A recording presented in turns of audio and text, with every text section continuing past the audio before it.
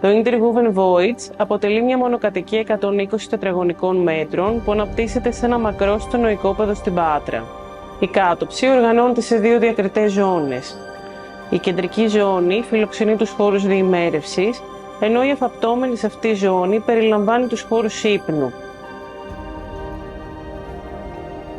Στον κεντρικό χώρο, τα παράλληλα ανοίγματα ευθυγραμμίζονται τόσο με το έθριο, όσο και με το πάτιο, δημιουργώντας έναν σταυρό οπτικών αξώνων.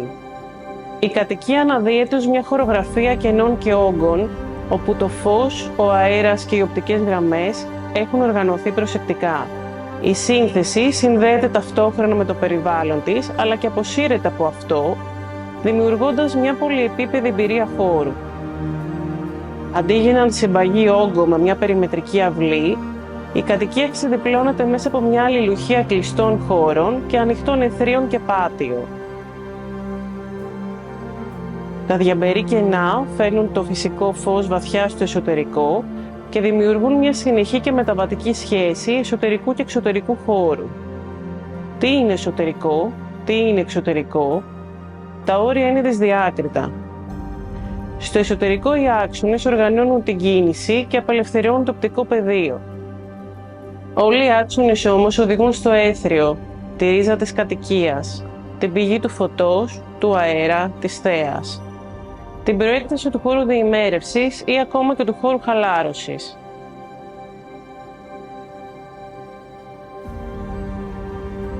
Παράλληλα διαμπερή ανοίγματα όλων των αξώνων αλληλεπιδρούν με αυτό.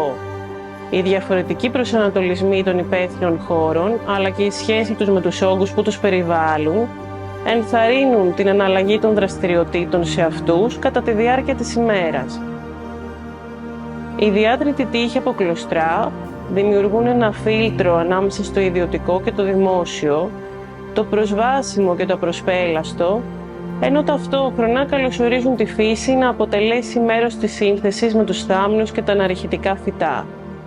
Το καλοκαίρι, το έντονο δυτικό φως του ήλιου διαπερνά τα κενά των κλωστρά και χαρίζει μια εμπειρία από κινούμενα μοτίβα σκιάς σε διαφορετικές επιφάνειες στο εσωτερικό και στον εξωτερικό χώρο, σαν μικρές ευχάριστες εκπλήξεις.